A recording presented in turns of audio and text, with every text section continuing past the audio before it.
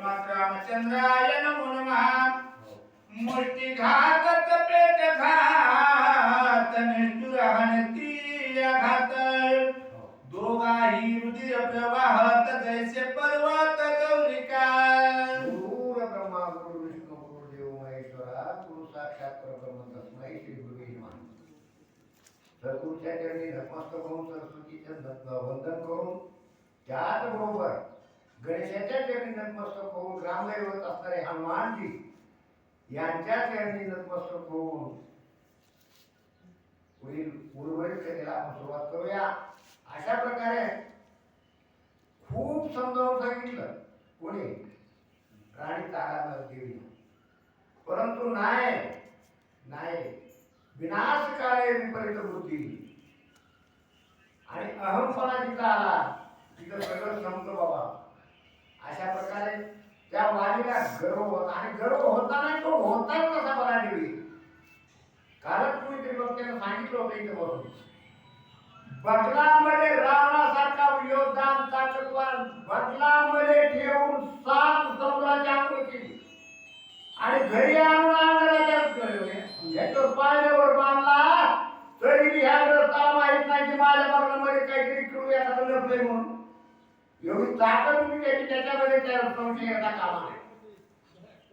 आणि त्यामुळं त्या बळावर जे आहे ते वाली जो आहे ते तारीला अशा प्रकारे बोलणं न ऐकता आणि सुग्रीवाला दिलेल्या आमंत्रणाचा स्वीकार करून रणांगणामध्ये दोघे पोहोचले आहेत.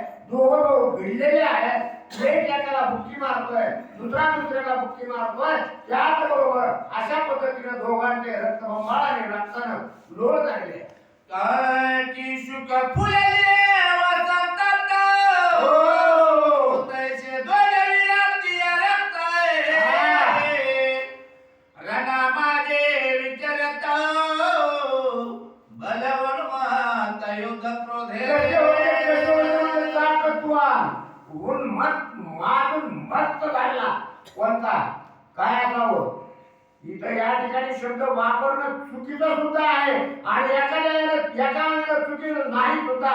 ज्याप्रमाणे 2 रेड्याची टक्कर लागावी आणि ते जसे मस्त ताकदीनं मातून गेले असतील त्याप्रमाणे हे दोघं बाजू ताकदीनं आणि एकाच ताकदीचे समान होऊन येते. आणि ब्रह्माचे वंशज होते, नावाला वंशज होते बाबा. हे वानर जे होते ते नावाला होते, परंतु त्यांची उत्पत्ती जर पाहायला गेली मागचा इतिहास पाहिला तर ते ब्रह्मदेवाचे वंशज होते. अशा प्रकारे असणारे आणि ज्याप्रमाणे वसंत ऋतूमध्ये पळसाच्या पानाला पळस पापडी येऊन लाल धुंद पळस ज्याप्रमाणे दिसावा त्याप्रमाणे या ठिकाणी दोघं भाऊ आणि रक्तानं बंबाळा अशा प्रकारे सोगळे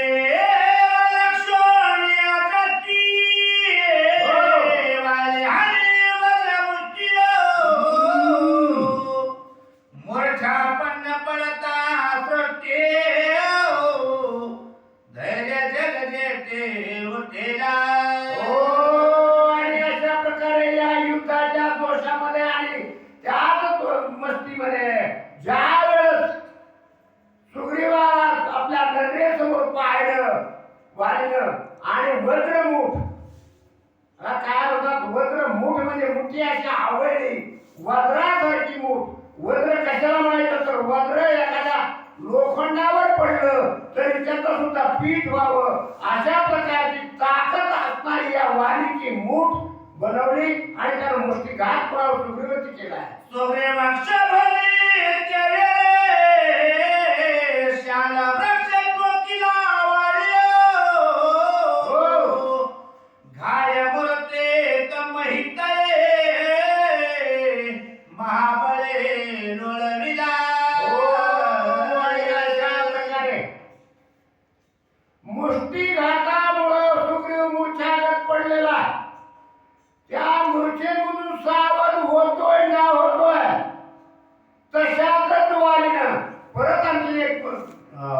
झाड उघडलं आणि सुग्रीवाच्या अंगावर टुकलं.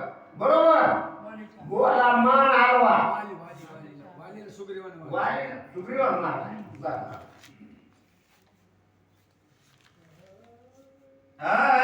वाळे पाडला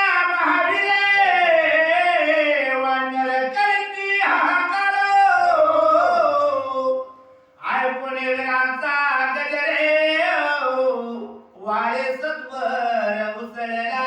हो, आणि अशा प्रकारे वारावरती प्रतिवार गोळी तिकडून आली म्हणून इकडून गोळी मारली. त्याप्रमाणे सुग्रीवानं सावध झाला आणि झाड उपटून वालीवरती प्रति हल्ला केला. त्या हल्ल्यासाठी वाली परत मूर्छित पडला. हे पाहून वानर आणि त्या ठिकाणी हतबल झाले आणि ते लक्षात येताच वालीनं परत सावध झाला